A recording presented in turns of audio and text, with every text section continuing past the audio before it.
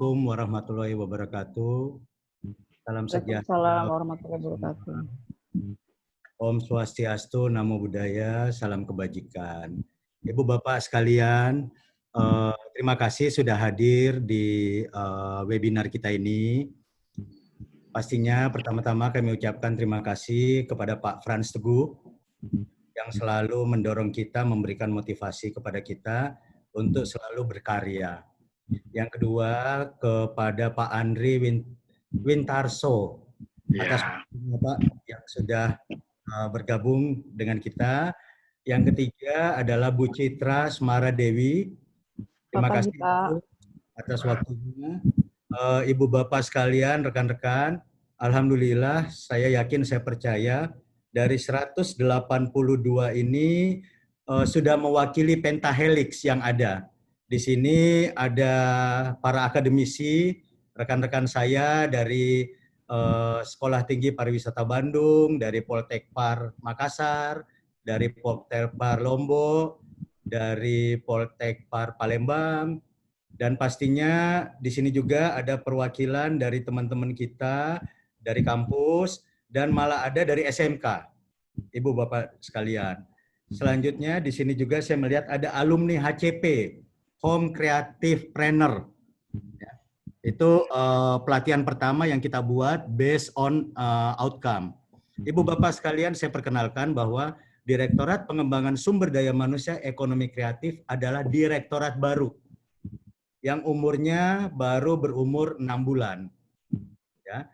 Jadi sejak penggabungan antara pariwisata dan ekonomi kreatif, dibentuklah yang disebut Direktorat Pengembangan Sumber Daya Manusia Ekonomi Kreatif.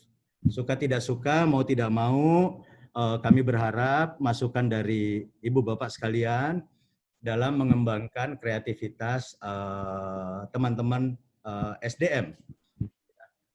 Baik, Bapak dan Ibu sekalian, pada kesempatan ini saya ingin menyampaikan terima kasih kepada Mas Andi. Terima kasih, Mas. Institut Musik Jalanan. Kita berikan aplaus dulu. Terima kasih. Terima kasih banyak, Pak. Institut Musik Jalanan ini adalah sebagian seniman yang sangat terdampak. Kalau boleh saya katakan, mohon maaf nih Mas Andi, kalau boleh saya katakan Institut Musik Jalanan ini adalah teman-teman kita, saudara kita yang pengamen. Kenapa tidak?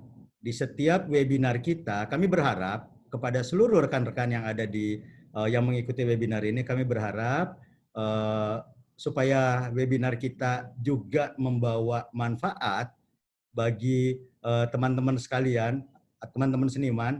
Kenapa tidak kita memberikan panggung kepada mereka? Ya. Sekali lagi terima kasih Mas Andi dan terima kasih nih kepada teman-teman. Ya mohon maaf, saya takutnya Mas Andi iseng tuh. Maskernya tidak dikasih di mulut, nanti maskernya dikasih di wajah lagi. Ya, alhamdulillah maskernya masih dipasang di mulut tuh. Oke, Bapak dan Ibu sekalian, pastinya atas seizin Pak Deputi, kami mengangkat Whisky Eho Bravo atau web. Web itu adalah webinar berkah. Jadi setiap kita melaksanakan webinar, kami akan berbagi panggung dengan teman-teman seniman. Yang dalam tanda petik sampai saat ini mungkin beliau-beliau belum bisa tampil secara kalau boleh saya katakan bebas di tempat-tempat umum karena menyangkut protokol kesehatan juga. Baik, Bapak dan Ibu sekalian, monggo teman-teman host, mungkin paparan saya. Bapak dan Ibu, saya akan melaporkan dan menyampaikan strategi pengembangan sumber daya manusia ekonomi kreatif ke depannya. Bisa dibesarin? Mas Yaya, mungkin bisa dibesarin atau Mas Weda? Jadi masih proses, Pak. Oke, sip. Oke, Bapak dan Ibu sekalian, karena kami merupakan unit kerja baru, mohon masukan, mohon saran bagaimana pengembangan SDM ekonomi kreatif ke depannya, seperti yang diarahkan oleh Pak Deputi tadi. Oke, next teman-teman. Lanjut. Ini outline-nya, dasarnya, monggo lanjut. Bahwa kita ada payung hukum. Di antaranya adalah Undang-Undang Nomor 24 Tahun 2019 tentang ekonomi kreatif. Ibu Bapak, undang-undang ini masih baru ya, di 2019, sehingga butuh masukan, butuh arahan dari teman-teman dalam rangka menindaklanjuti atau mengimplementasikan undang-undang ini. Di sisi lain, kita juga telah memiliki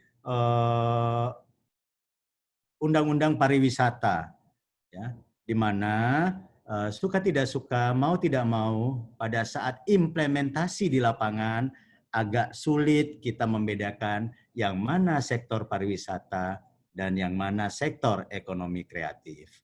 Lanjut.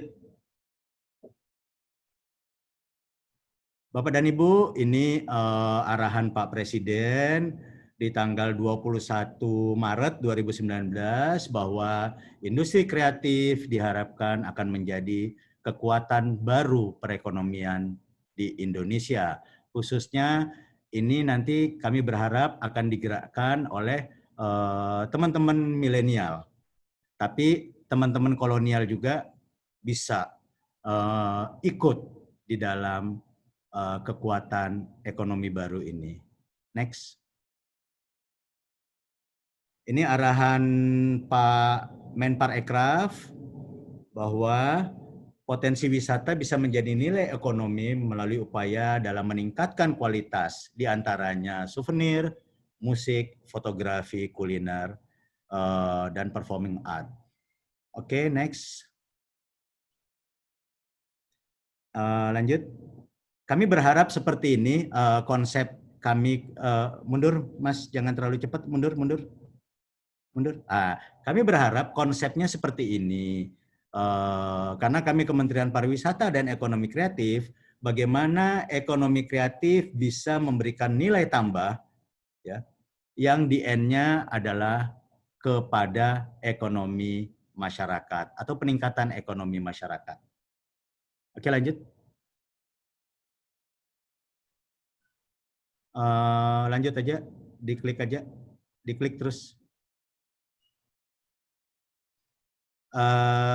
No, terlalu maju, terlalu cepat. Mundur yang tadi, Mas. Yang tadi, boleh?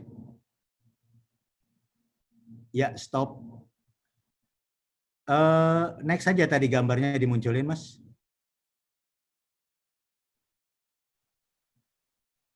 Oke, Bapak dan Ibu sekalian, di awal pandemi ini kita banyak yang dalam tanda petik ramai, seperti apa sih kita harus bertahan, khususnya yang berkaitan dengan perekonomian dan seterusnya. Ya. Kita hanya bicara bahwa yang terdampak itu adalah ojek online. Tapi di bawah itu, di bawah permukaan itu banyak sekali subsektor yang terdampak. Ya. Di antaranya adalah guru les private, itu pasti terdampak juga. Karena banyak rumah tangga yang dalam tanda petik di awal-awal itu tidak menerima tamu. Ya. Untungnya enggak minta ini, hasil swab. Ya. Kalau sudah terima hasil swab negatif, monggo boleh bertamu di rumah saya. Ya, semoga di tempat Mas Andri enggak gitu, Mas. Ntar aku ngopi di sana harus bawa hasil swab nanti. Waduh, wassalam deh gue. Lantas di sisi lain, di antaranya yang terdampak itu teman-teman pengamen tadi, Bapak dan Ibu. Ya, makanya kami dari Direktorat SDM Ekraf itu insya Allah tetap berniat dan akan mengimplementasikan di setiap webinar kami memberikan panggung-panggung kepada seniman. Ya. Lanjut, Mas. Lanjut. Ini ada 17 subsektor ekonomi kreatif, Ibu Bapak. Kalau kita lihat di awal itu dikatakan ada 16 subsektor dan lain sebagainya dan sebagainya. Dan sekarang itu telah menjadi subsektor 17 subsektor ekonomi kreatif. Di mana akan ada subsektor prioritas dan ada subsektor yang unggulan. Tapi tidak mengabaikan 10 subsektor lainnya. Karena pastinya ini saling beririsan, Ibu dan Bapak sekalian. Adapun prioritasnya adalah film, animasi dan video, aplikasi, permainan dan musik. Sedangkan unggulan adalah fashion, kriya dan kuliner. Ya. Itu yang menjadi subsektor prioritas dan subsektor unggulan. Next. Terlalu cepat Mas, mundur satu. Bapak dan Ibu sekalian, kami mencoba memetakan seni rupa. Apa yang disampaikan oleh Pak Toar tadi adalah hal-hal yang keterkaitan dengan seni rupa. Kami mencoba menggandengkan definisi seni rupa yang ada, ya, yang disampaikan oleh 21 tokoh, ya, yang mendefinisikan seni rupa itu sebagai apa, dan kami mencoba mentracer ke dalam klasifikasi baku lapangan usaha ekonomi kreatif yang dibuat oleh teman-teman Bekraf saat itu dan teman-teman dari Badan Pusat Statistik di tahun 2015. Kita bisa melihat yang warna hitam, di mana seni rupa itu bisa dilihat dari satu lingkup budaya, lingkup akademis, dan lingkup produk. Adapun untuk lingkup budaya, itu terdiri dari seni modern dan seni kontemporer, seni tradisional, dan seni klasik. Sedangkan di lingkup akademis, itu ada seni terapan dan seni murni. Selanjutnya, di lingkup produk, itu ada karya seni dan produk pengetahuan. Kita tarik ke sebelah kanan dari karya seni. Dari karya seni terbagi dua, dari bentuk dan medium, 2 dimensi, 3 dimensi, ruang dan waktu. Mohon maaf ini aku enggak ngambil jatahnya Mas Andri dan Mbak ini loh. Ya. Nggak apa-apa, nggak apa-apa. Nah, aku akan masuk di sesuatu yang buat saya, mohon maaf Bapak dan Ibu, saya orang pariwisata. Ini ya, nggak apa-apa, nggak apa-apa. Buat saya, ya. Di medium itu ada seni lukis, gambar, fotografi, seni grafis, mural, patung, keramik, tekstil, instalasi, media art, tubuh, dan lingkungan. Ini berdasarkan klasifikasi baku lapangan usaha ekonomi kreatif. Oke, next. Bapak dan Ibu, yang ingin saya sampaikan adalah 2 hari yang lalu saya terkaget-kaget setelah memapping sendiri. Ini hasil mappingan saya dan ini adalah bahan diskusi. Bahwa seni rupa itu kalau kita harmonisasikan dengan 17 subsektor yang ada di ekonomi kreatif, itu kurang lebih ada 8 yang bersinggungan atau mungkin lebih. Ya, mungkin lebih. Di mana yang pertama adalah arsitektur, di sini ada Mas Andri, nanti monggo Mas, aku salah atau benar nih. Yang pastinya aku juga masih belajar mau mapping. Yang kedua ada desain interior, yang ketiga ada desain komunikasi visual, yang keempat ada fotografi, yang kelima ada kriya, yang keenam ada fashion, yang selanjutnya ada desain produk dan ada periklanan. Supaya ini tidak menimbulkan polemik, saya mencoba sumbernya, berbagai sumber, diolah kembali, dan saya memasang nama saya. Ya. Dan ini sekali lagi, ini masih discuss. Kenapa saya membuat ini? Karena jawabannya ada di slide selanjutnya. Oke, next teman-teman. Ini, di sini nih. Ya. Suka tidak suka, mau tidak mau, pada saat kami membuat strategi pengembangan SDM, itu kami harus tahu dulu seperti apa irisan-irisan itu. Karena suka tidak suka, mau tidak mau, nanti di end-nya adalah sertifikasi kompetensi. Next. Ini konsepnya, lanjut. Saya melihat seperti ini. Lanjut, diklik sekali lagi, Mas. Lanjut, diklik lagi, biar clear. Lanjut. Bapak dan Ibu, saya melihat ada seperti ini. Khusus di ekonomi kreatif ini sedikit berbeda dengan di tempat lain. Mungkin analoginya seperti ini, Bapak dan Ibu. Satu contoh, mohon izin kalau pinjam nama, sutradara Riri Reza. Pada saat beliau membuat film, kebayang honornya berapa? Ya kan? Dengan kalau Ricky sebagai sutradara membuat film. Padahal filmnya diputar di bioskop yang sama dengan harga tiket yang sama. Tapi dilihat dari honorarium atau penghasilan, pastinya antara Riri Reza dengan Ricky, walaupun sama-sama R, itu penghasilannya langit dan bumi. Kenapa? Karena beliau telah memiliki citra di masyarakat Indonesia, khususnya di perfilman. Sedangkan Ricky sendiri belum punya citra. Ya. Ini pemikiran awal kami dan ini juga membutuhkan masukan dari para ibu dan bapak kalian dalam rangka pengembangan SDM. Sehingga konsep kami dalam mengembangkan SDM, silakan lanjut, Mas. Slide-nya dilanjutin. Oh, sorry, ini laporan dulu. Saya ingin melaporkan. Mundur, ini saya ingin melaporkan, Ibu Bapak sekalian. Jadi saya masuk ke sini dulu. Ini fakta, Bapak dan Ibu sekalian. Apa yang telah dilakukan sebelumnya, di tahun 2016, 17, 18, 19 ini, membuat saya sedikit merinding, Ibu dan Bapak. Kita memfasilitasi kegiatan sertifikasi kompetensi itu 4 tahun berturut-turut sebanyak 12.425 orang.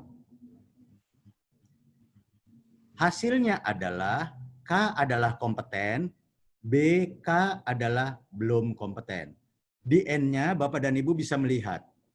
Yang dinyatakan kompeten itu baru 8.300 atau setara dengan 66,9%. Sedangkan yang dinyatakan belum kompeten adalah 4.100 atau setara dengan 33%. Ini tanda tanya besar buat kami, ya. Buat kami ada apa? Ya, mungkin kalau judul filmnya ada apa dengan sertifikasi kompetensi. Nah, inilah yang kami akan jawab. Hipotesa inilah yang akan kami jawab pada saat kita membangun strategi pengembangan SDM ekonomi kreatif. Next. Monggo dilanjutin, Mas. Klik. Klik aja. Klik.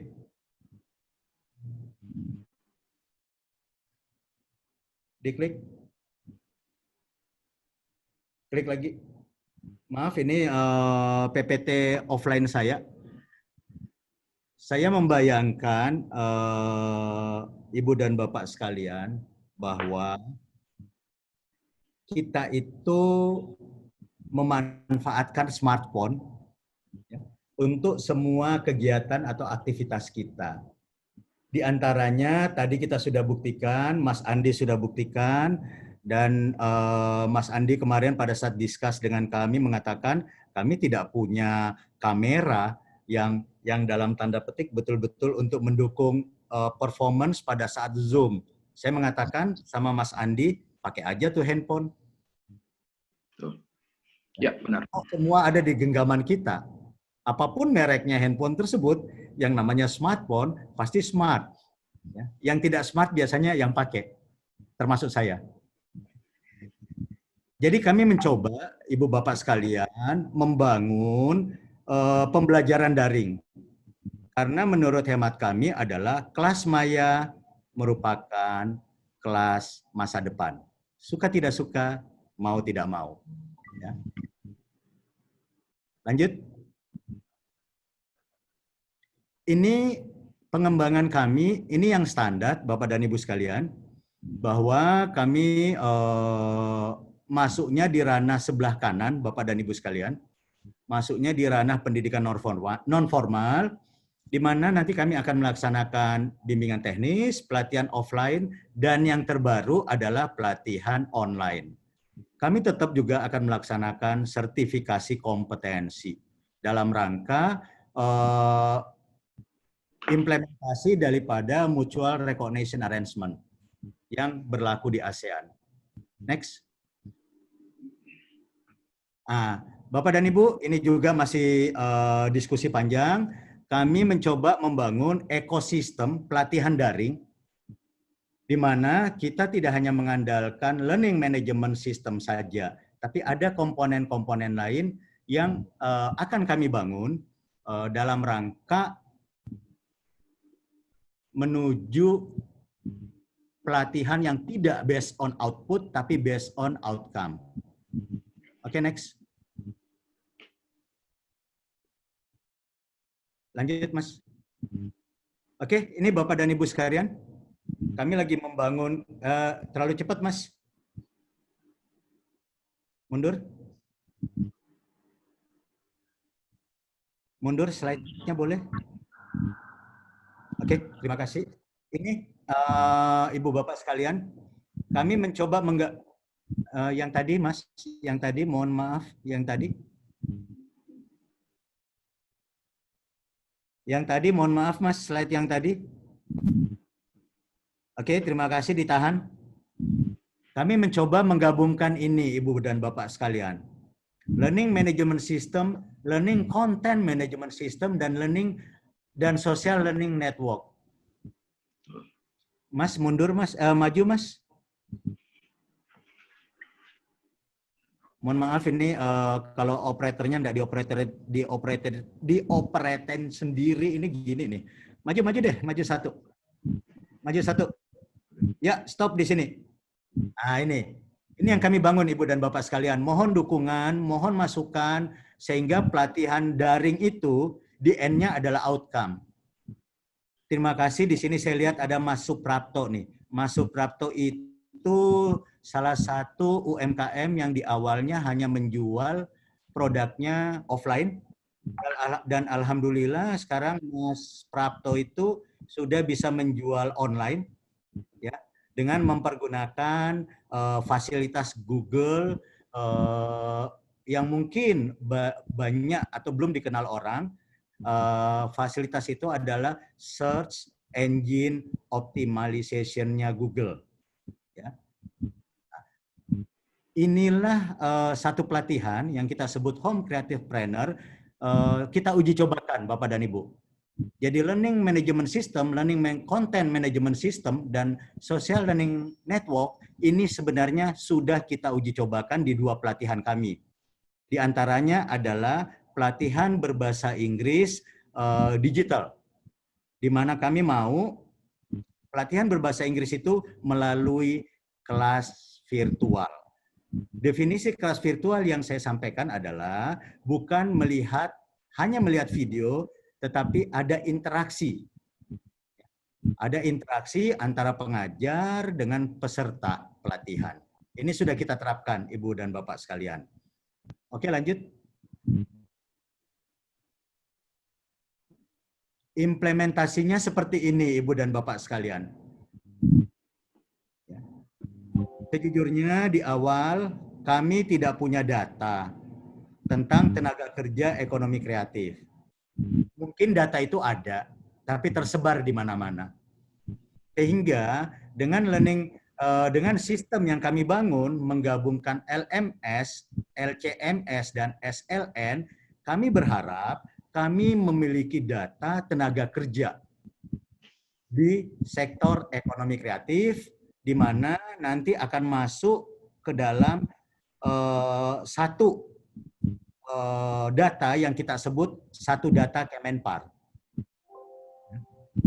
Sampai sekarang kita baru memiliki sekitar 7.200 tenaga kerja di sektor ekonomi kreatif, dan itu datanya terupdate, cuman satu yang kita tidak minta, nomor induk kependudukan. Sehingga besok apabila, ya mohon maaf kita tidak meminta apapun, pastinya pada saat data tentang SDM ekonomi kreatif, kita bisa membantu mensupport data-data tersebut. Ibu Bapak, saya ingin menjelaskan sebentar tentang penggabungan ini, di mana input ini kalau Ibu Bapak lihat di situ ada pendaftaran. Pendaftaran ini adalah kami mencantumkan apakah mereka pemilik satu produk, apakah mereka memiliki satu produk itu dijual sendiri, ataukah mereka menjual melalui koperasi, UMKM, dan seterusnya. Yang selanjutnya kami membangun transparansi di sini, Ibu dan Bapak sekalian. Satu contoh, Home Creative Planner itu pendaftarnya 2.800 orang. Dari 2.800 orang kita filter, kita sisir, dan hanya 100 orang yang memenuhi syarat. Bagaimana dengan 2.700 orang lainnya? Kami tetap mengirimkan informasi kepada 2.700 orang tersebut bahwa untuk pelatihan kali ini teman-teman kita, saudara kita itu belum terjaring. Sehingga kita betul-betul membangun transparansi di sini. Selanjutnya, kalau kita melihat pendaftaran yang saya warna biru ini itu nanti akan seperti yang saya sampaikan, akan masuk dalam data kami, data Kemenparekraf.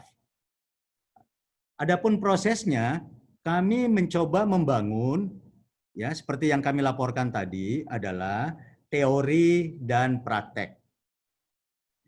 Bagaimana mengukur praktek? Mengukur praktek adalah dengan pendampingan tugas. Jadi kami minta para narasumber, ya, narasumber kami atau instruktur kami harus membuat tim pendampingan. Itu. Pendampingan yang berkaitan dalam rangka penyelesaian tugas. Di sisi lain, kalau kita melihat, dan apa yang kami evaluasi adalah pada saat mereka mempergunakan media WhatsApp, ya, dalam rangka pendampingan tugas, ternyata di situ hal yang tidak kami sangka munculnya apa yang disebut soft skill, Ibu dan Bapak sekalian. Dan ini diragukan orang. Ya. Tapi kami sudah membuktikan bahwa di situ juga muncul soft skill. Di antaranya adalah mereka saling membantu. Jadi pada saat mentok, saya meminta kepada narasumber dan pendampingnya untuk tidak komen. Ya. Untuk tidak komen. Biarlah mereka yang akan berkomentar dan lain sebagainya. Di end-nya baru narasumber dan pendamping itu yang akan komen, ya, atau memberikan solusi. Hal yang menarik di sini adalah, dan ini PR kami harus selalu membangun kurikulum, materi, dan metode pelatihan di setiap sub atau materi pelatihan yang kami berikan. Sehingga yang muncul di kepala kami adalah setiap pelatihan, implementasinya itu harus mengacu kepada outcome. Ya.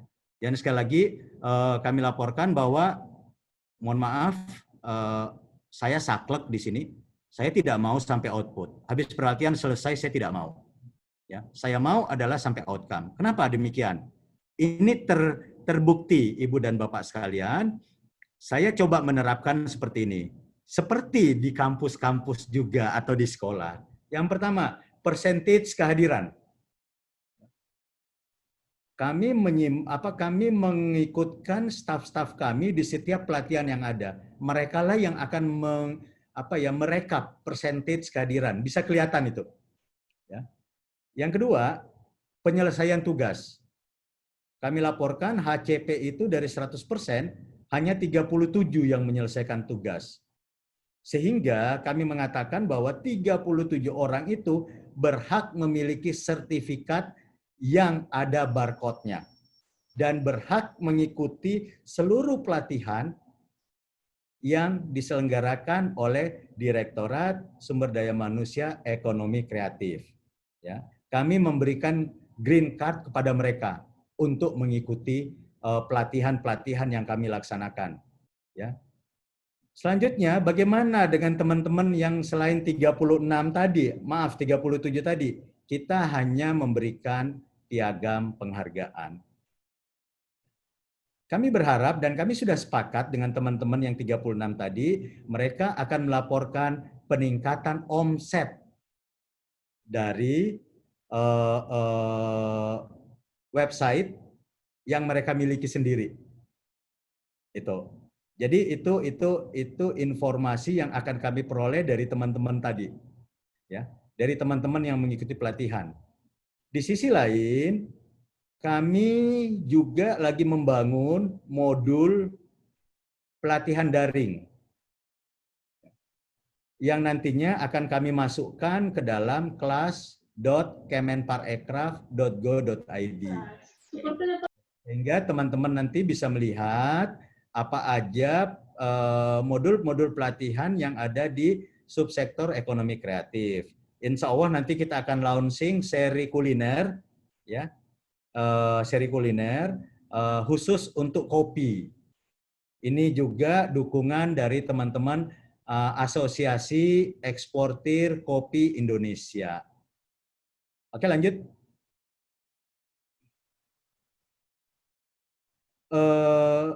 Ibu Bapak sekalian, kami juga akan mencoba membuat apa yang disebut masterclass, seperti yang disampaikan oleh Pak Deputi tadi. Cuman hingga sampai saat ini kami lagi membangun polanya. Ya, kami lagi membangun polanya. Seperti apa masterclass itu? Oke, next. Lanjut, Mas. Diklik sekali. Diklik sekali lagi. Diklik sekali lagi. Oke, Ibu Bapak sekalian, ini yang kami coba bangun. Kemarin kami sudah bertemu dengan 7 LSP, Lembaga Sertifikasi Profesi di sektor ekonomi kreatif. LSP itu adalah Animedia, Batik, Furniture, Musik, Barista, Kreator Film Televisi Indonesia, dan Fotografi. Ya. Saya mencoba memprovokasi teman-teman LSP, ya, kalau mereka akan didukung oleh kementerian, jangan mempergunakan uji kompetensi berdasarkan klaster. Uji kompetensi harus berdasarkan okupasi. Dan itu dalam tanda petik dari 7 LSP ini, alhamdulillah 50% siap untuk berpindah dari klaster ke okupasi. Ya. Kenapa? Karena kalau kita tetap bertahan pada klaster, my feeling, kita akan tergilas oleh tenaga-tenaga kerja dari luar sana. Sedangkan kalau kita melakukan sertifikasi based on okupasi, artinya kita langsung bisa men-tracer di kerangka kualifikasi nasional Indonesia. Ya, saya kemarin mencoba menyampaikan ke LSP KFTI, Kreator Film, ya, dan LSP Musik.